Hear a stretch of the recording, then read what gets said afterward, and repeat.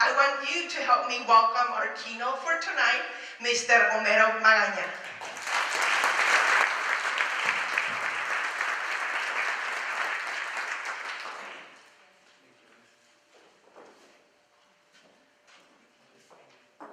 So, she says that I used to be shy. Not anymore. I don't know about you, but when I hear this music, it reminds me of when I was in el Rincón de Don Pedro, Michoacán, Mexico. How many of you are from Michoacán? Some of you.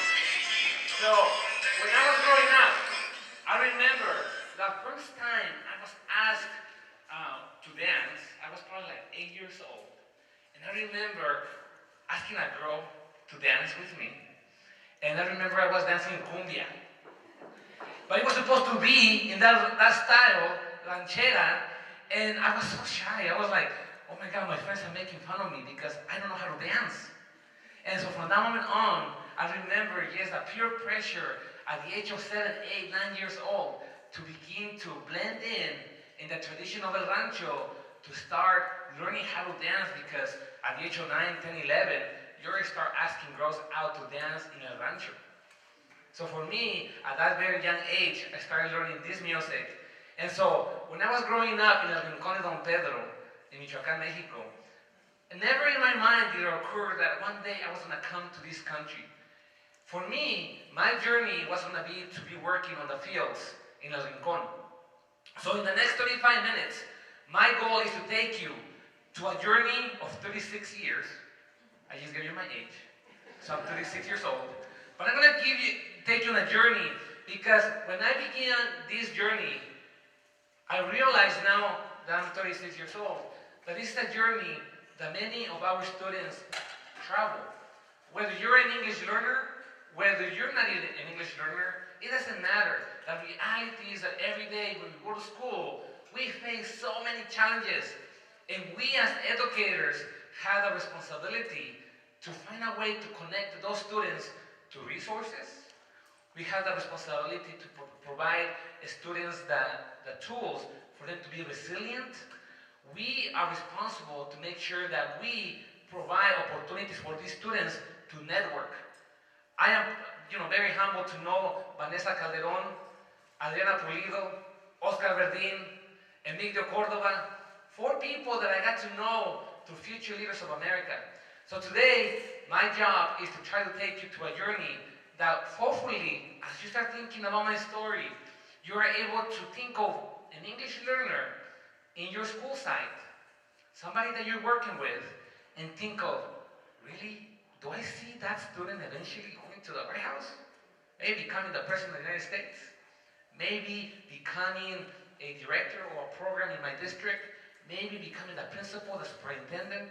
Maybe becoming the governor of this state? So think of a student. This is your job right now. Think of a student right now that you see potential, but with the right guidance, you can help that student reach for the stars. So let's begin. Tyson is going to help me with clicking on the PowerPoint. So let's begin, Tyson. So as I began in the Rincón de Don Pedro, one of the things that I was set to become a cowboy. I was set to very often cultivate the fields. That was going to be my journey. So my presentation is going to be dynamic. I'm going to be taking this off. I'm going to be putting a hat, different things, and to show you what it was like for me growing up. So to begin, I remember growing up in El Rincón, and I just love my tejana. I just love wearing this hat.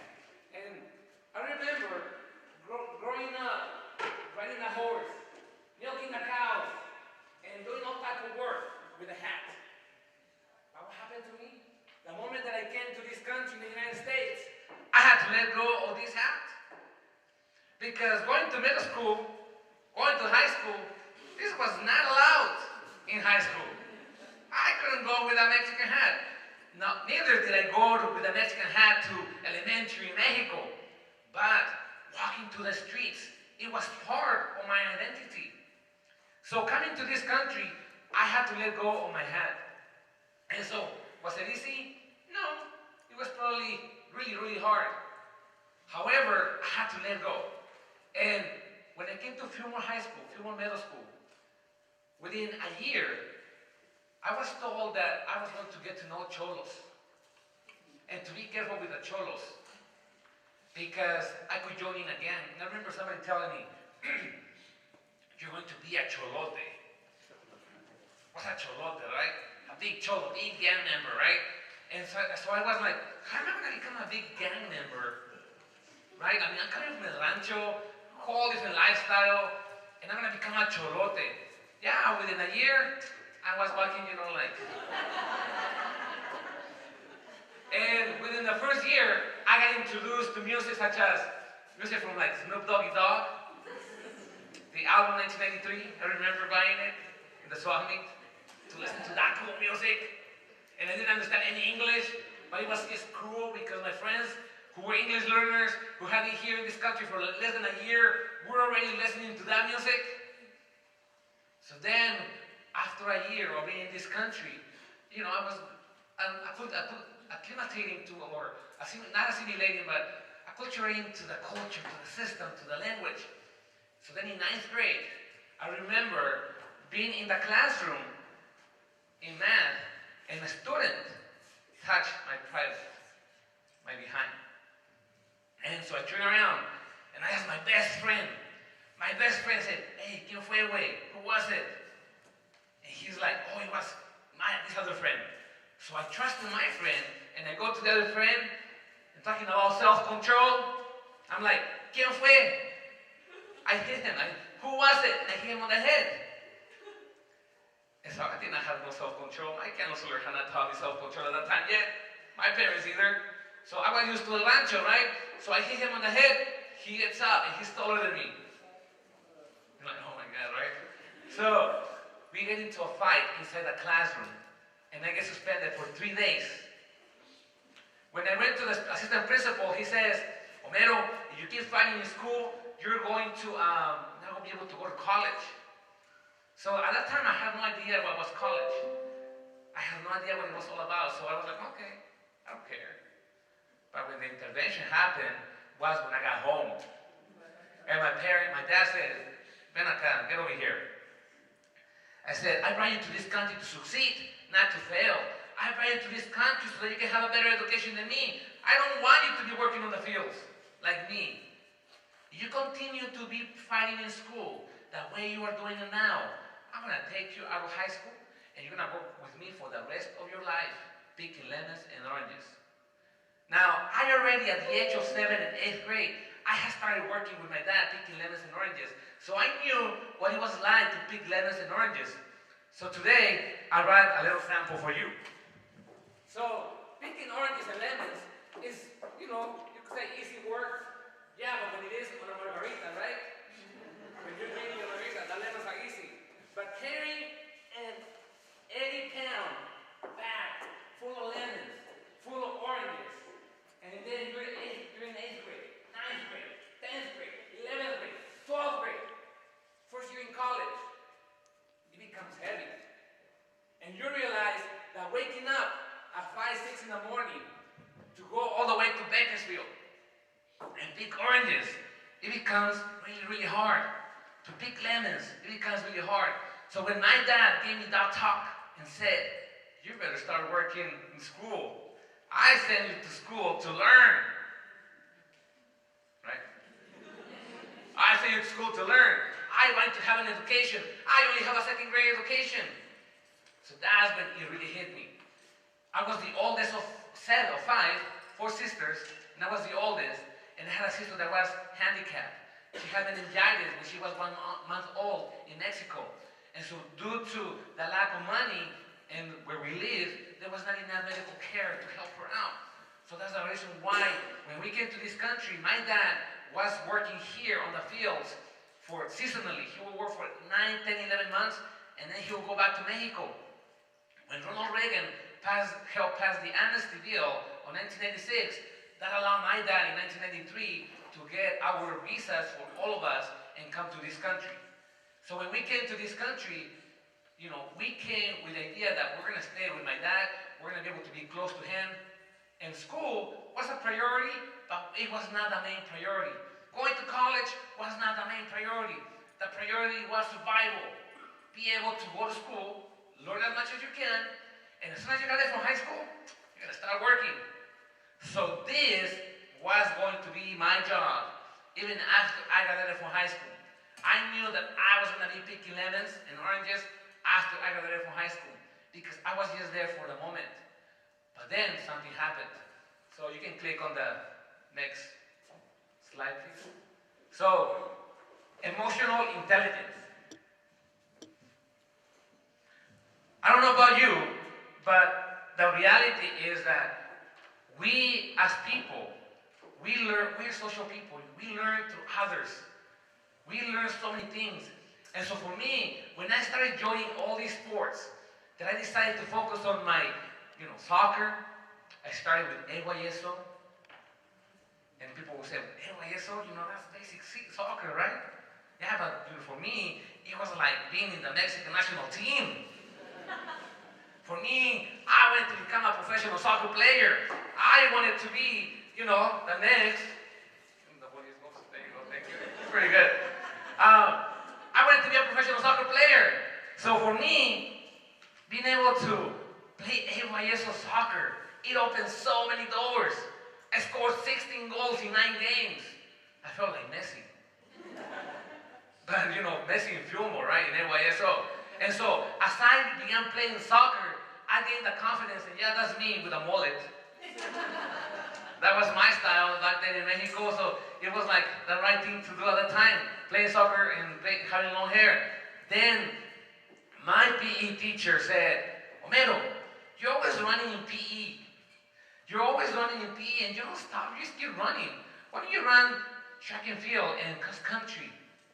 Now, I don't know what are your professions here in the school district. And it doesn't matter what profession you have. But every day, usually all of us have interaction with different students. And we have to be the network of connecting our students to their talents and skills that sometimes they don't even have. Right? So for me, my PE teacher would say, you have to join track and field and cross country and make sure that, you run. Because you have a talent. You're always running PE.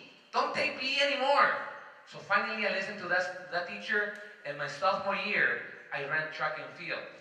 Instead of actually, think about this. I had to do PE and then run track and field after school. Because the master schedule was not created for me as an English learner to take a sport class 6 period. My ELD 3 and my ELD 4 class were 6 period. And so I was not eligible or able to take 6 period track and field like everybody else. And on top of that, I lived in Rancho Seste between Fillmore and Piru. So I had to commute on the bus because my dad was not able to take me. So talking about resiliency and not being able to give up when you have a passion for something. So I took track and field, cross country, and I played soccer. And I remember when I joined cross country, we went to Stanford Invitational. Stanford Invitational, right? And so I had no idea what was a Stanford Invitational, but I was excited that I was going to go to run far away from home, right? So we ran, after 2 years of running cross country, by the end of my first year, I became the number 2 runner in the high school. Going from number 7 to number 2. Almost just like the movie McFarlane, right? I was like Danny, number 7. Then I became number 2. Although Danny was number 5, right? Or number 6. But number 5. And so for me, cross country became a big passion. Then track and field. But then in my junior year, a bilingual instructional assistant at Fillmore High School said to me, Homero, why don't you go to an FLA camp? I said, an FLA camp? No, I have a track and field meet this Saturday, and I'm going to get a medal. I don't want to go to a camp. And she says, you're going to go to this camp. It's going to be good for you. You're going to learn a lot of things about being a leader and self-esteem. And I had no idea what she was talking about. And so I said, no, I don't want to go. And I said, my coach won't let me. My coach coach wants me to run track and field, right? And get a medal and help the team. No, she said, I'll talk to your coach. I said, oh my God, I don't want to talk to the coach. My parents won't let me. And she's like, I'll talk to your parents. So she didn't give me a way out. So then she recruited more friends, and we went as a group to the FLA camp.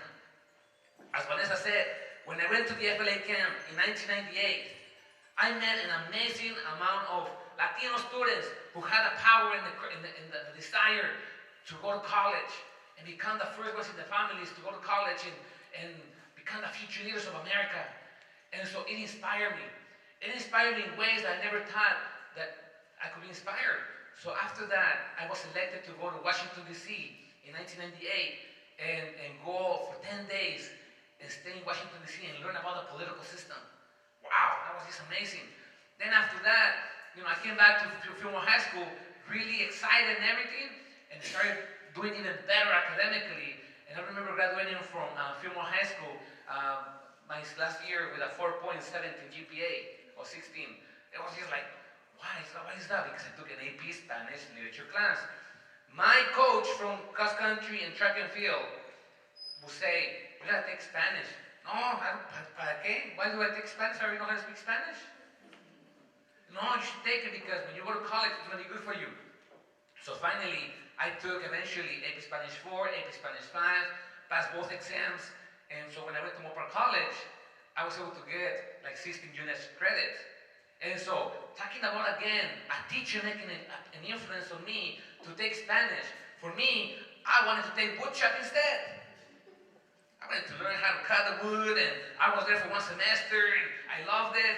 And so when I went to my counselor and said, can you please give me Spanish for native speakers? She said, well, you already know how to speak Spanish. No, but my coach says that I should take it. Okay. So I took Spanish for native speakers. It became one of the best skills I have had until this day because it has allowed me to work professionally as a bilingual professional school counselor. And so, talking about emotional intelligence, people around you develop that on you. If I were to stay in El Rancho, just socializing with the people that work in El Rancho, I would develop emotional intelligence about surviving in that kind of lifestyle. But being able to survive in a different lifestyle, it's so important for our students. Can you continue, Tyson? So, for English learners, I experienced many different issues. And Tyson, on this one, you have to click one by one.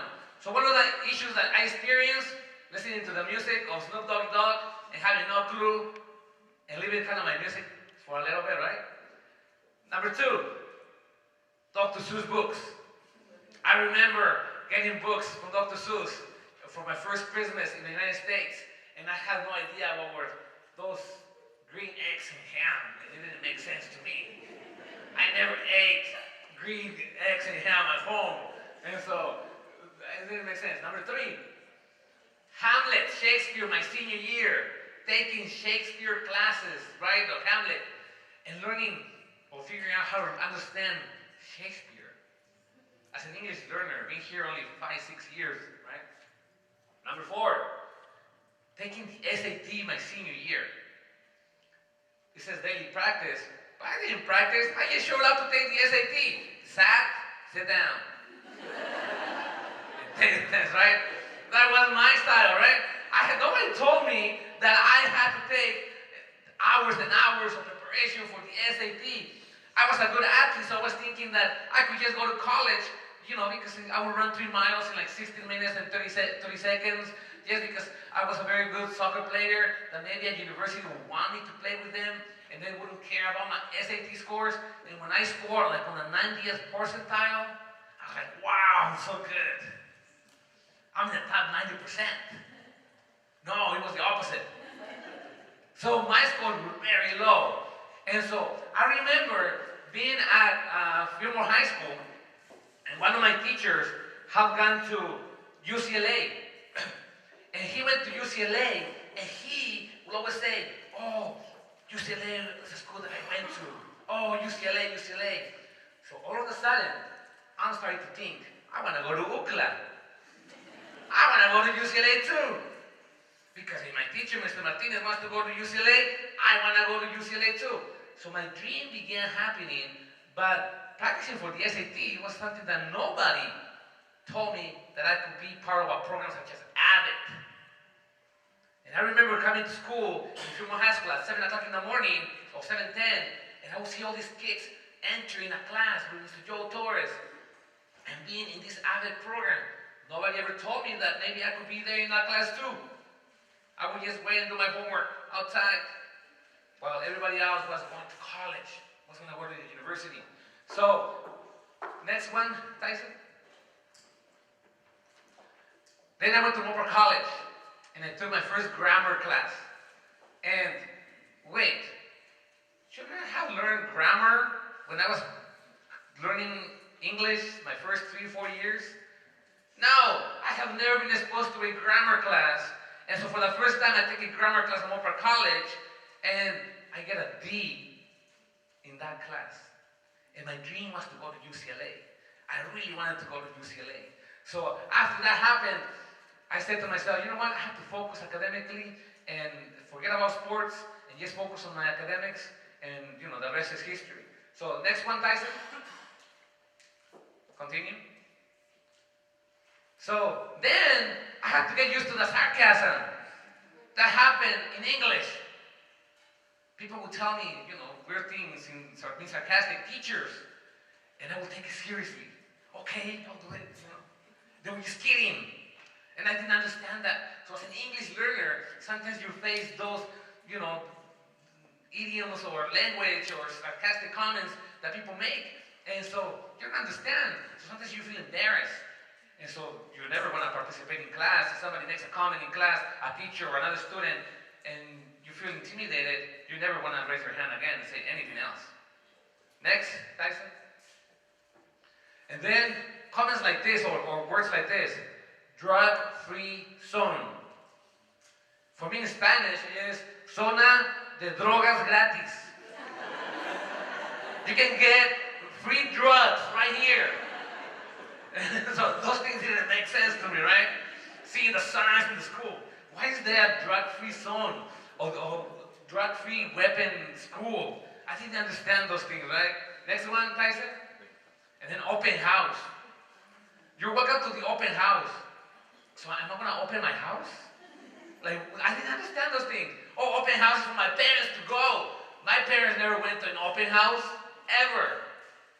They never got to meet my teachers. When I became a school counselor, that's when I realized, oh, that's an open house. You want people, your parents, to come and meet your teachers.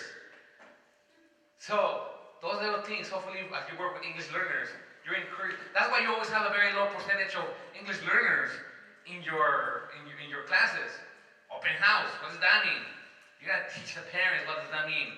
You come and meet the teachers on the first day. Continue, Tyson. Other issues I faced, ELD teacher said to me, I am going to teach ELD 3 and 4 in 1 year.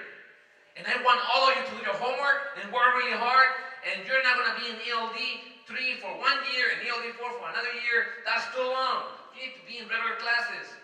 So only a group of students committed themselves to do ELD 3 and ELD 4 in 1 year. Thanks to that, I was able to take Hamlet my senior year. Otherwise, there was no way I would have been in English 12 college prep.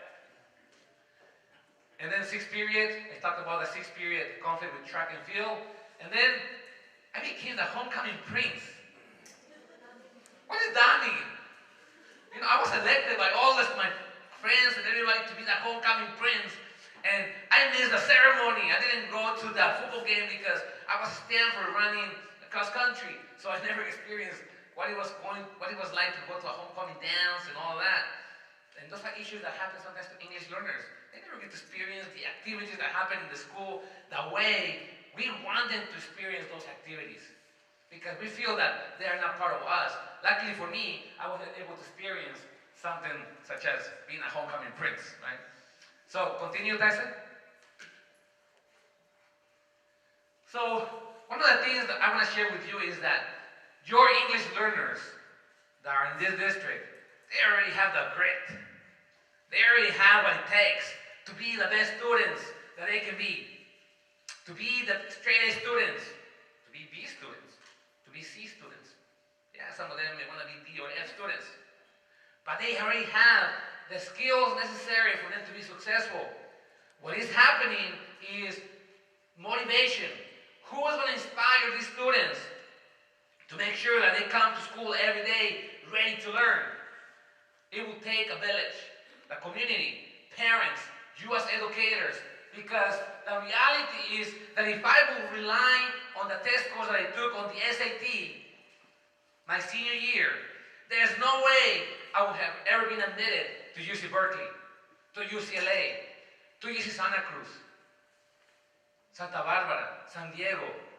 There's no way that if some of the skills that I learned growing up, milking the cows, cultivating the land in Mexico, making a lot of friends and being very social, those skills allow me to have that grit that allowed me to, when I was a student at Fremont High School, and I was connected to all these people that supported me, FLA, my Spanish teacher, my coaches, and different people that allowed me to be connected to ways that I could never have been connected unless I had some of those skills. And as an English learner, we always stuck together. We always traveled together. We always ate lunch together. It was really hard to go to the other students who were in ASB and connect with them, or to connect with the athletes that were in football, or to connect with the athletes that were in other sports. We stayed together. So can you find people in your district that can connect with those students, to allow those students to feel welcome in the school, and to find a way to break in between them so that you can get some of those kids and get exposed to other students and the real culture that happens in the schools? Continue. Tyson. So, one of the things that happened to me was this, that I was a really, really good student in high school. I graduated with a 3.86 GPA. But, when I went to the graduation ceremony, I saw for the first time a student with an honors sash. And they're like, oh, how did you get that? And well, oh, you're supposed to take college prep classes and all these classes. Well, I was taking ELD bilingual classes. Even though I was a really good student, I could have never graduated with honors. However, when I went to Montfort College, UC Berkeley was really hard. That one I couldn't graduate with honors. That was really hard. The hardest thing I ever done.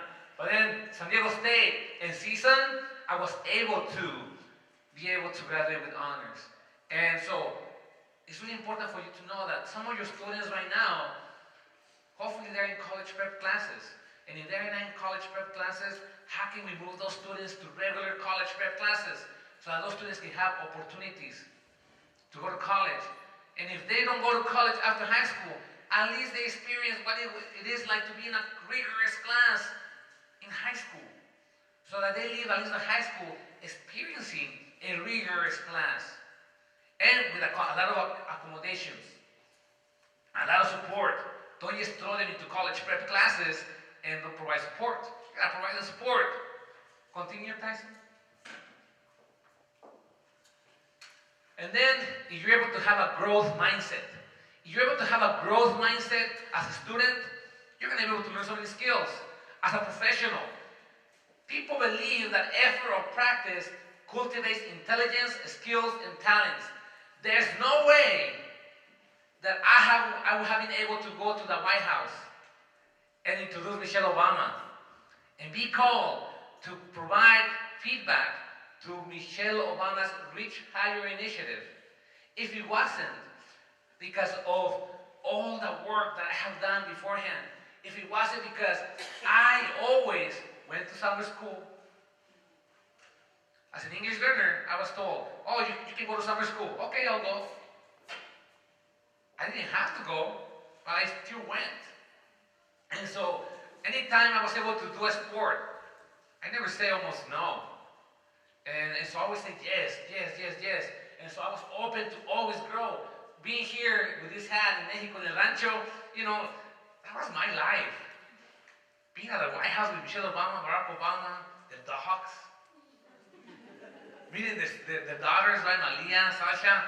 Wow, that was just amazing. So I'm going to show you a video that I have for you. Tyson, can you click on the picture with Michelle Obama and IR? Yeah, click on that one. And so this is when I introduced Michelle Obama in Washington, D.C. at the College Opportunity Summit from the beginning. You're gonna need. You can watch this on YouTube.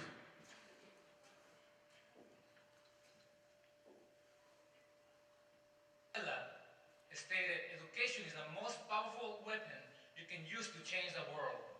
In 1981, I was born at home in a small farm in the state of Michoacán, Mexico. I could have grown up to be a farmer.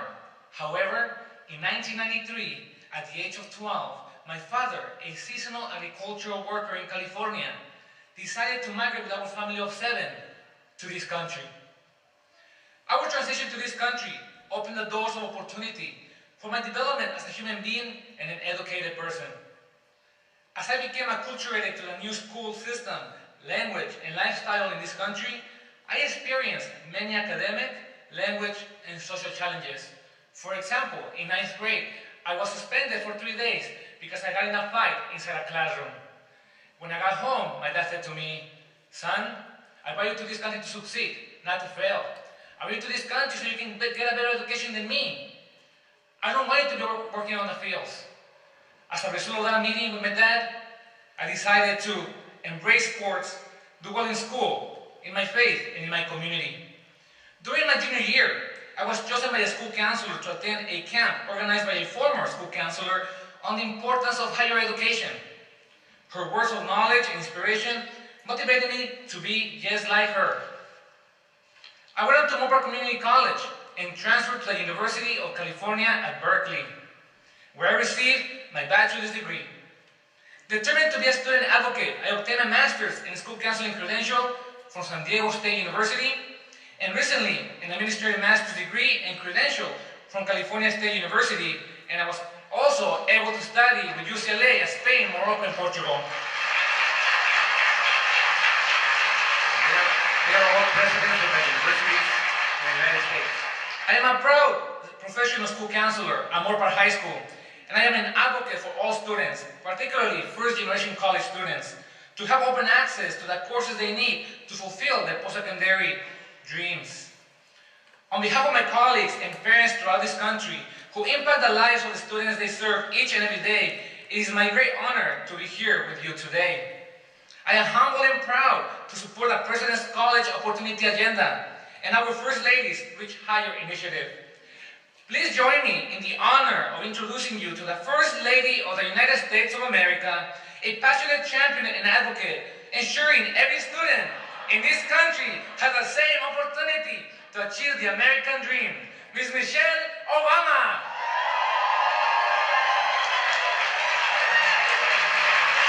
She's very tall, and I was like, thank you, Tyson. Thank you. So it changed my life. That little moment, those 3-4 minutes changed my life.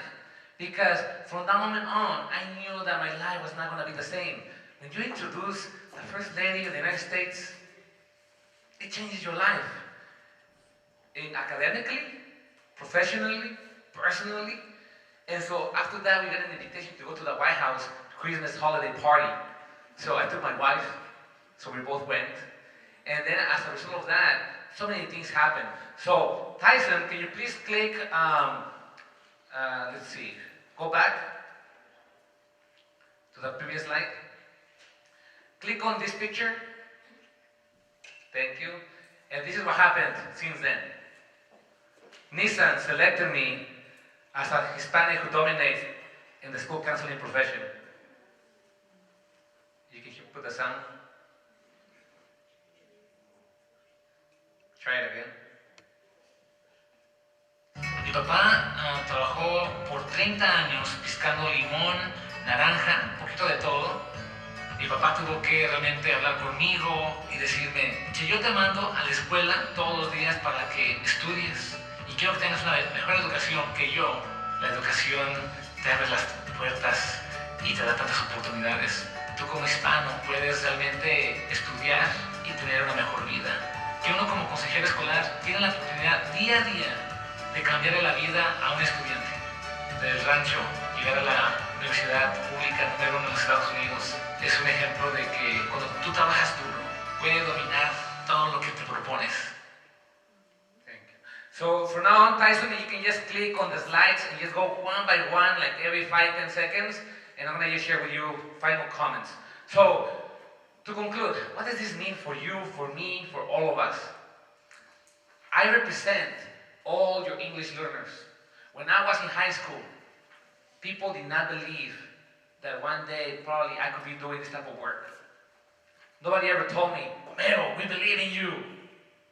Nobody said, Homero, you're going to be amazing, you're going to be doing amazing things. Because sometimes we are afraid of telling people, oh, you're going to do that one day, you're going to be amazing. I don't know why, but nobody ever told me that. I had to figure it out myself through programs such as Future Leaders of America, to connecting with somebody else, another friend, another teacher, and so on and so on.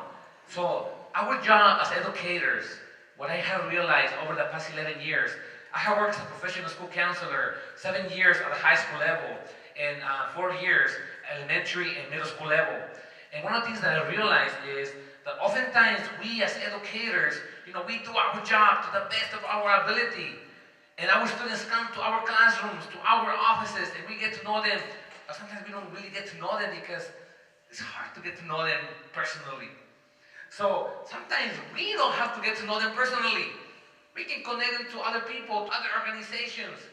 So there are 3 things that I would like to share with you to finish that you can do. And I think they are really easy. Number 1, can we teach our students resiliency? Can we teach our students to overcome obstacles academically, personally, socially? You have teachers, amazing teachers in your school sites. You have counselors, administrators. You have staff, classified staff. You have an amazing support system. Can you teach these students to make sure that they access all these resources? Number 2, passion. Can you inspire your students to follow their dreams, to become passionate about whatever they want to do? If they want to be the best mechanic, let them be the best mechanic. If they want to be the best teacher in the future, inspire them, teach them, coach them to become the best teacher. If you want them to become the best principal, director, lawyer, whatever it is, can you inspire them to follow that passion and connect them? Which leads me to my number 3, network. Can you connect these students and provide a network for them so that they can connect with programs in your school, programs in your community, programs outside of your city? I used to come from Fillmore, Pyro, all the way to Oxnard, all Oxnard High School to come to meetings. It was through the connection that a bilingual professional instruction assistant provided to me. If you know programs outside of Oxnard, can you connect those students to those programs so they can go there? So the reality is that as you see all these pictures throughout, this is the story that is behind me. I am not here because of me. I'm here because of so many people that have helped me every day to do amazing work, to experience the best of the best teaching, to experience the best of the best mentorship. And obviously, I was able to meet amazing people throughout that inspire me to do this type of work. So, as I leave today, there are some questions that I have for you. Tyson, can you go to the last, second to the last slide, where I know you can probably click escape. There you go. One more behind. There you go. And there are 3 questions for you. Number 1, can you help students become resilient as they learn a new language, culture, or face academic, personal, social, and career challenges? Number 2, can you inspire students to discover their passions? What makes them really excited and dream without limits? And number 3, can you provide a network for them and connect them with the academic, career, personal, and social resources they need to begin building a personal journey and create a family legacy? The reality is that for me, as an English learner, I have not changed only my life. I will be changing the life of my son, who is 8 years old, and who already tells me and says, Daddy, I want to go to UC Berkeley. Hello, Dad, son. You gotta go to UC Berkeley, right? I'm planting the seed on him already. Whether he goes there or not, maybe Harvard, maybe Stanford. I'm okay with that. Not when the bill comes though, right? So the reality is, you have those students in your classrooms every day. If you took the time today to be here at this time, I commend you. Go back to your classrooms and please inspire those students to do those three things. And if you do that, I guarantee you, those students will come to you one day and be like, thank you so much for everything that you did. Everything that you did helped me get here. And I know that's what it did to me. That's how I was able to go from El Rancho to the White House. Thank you.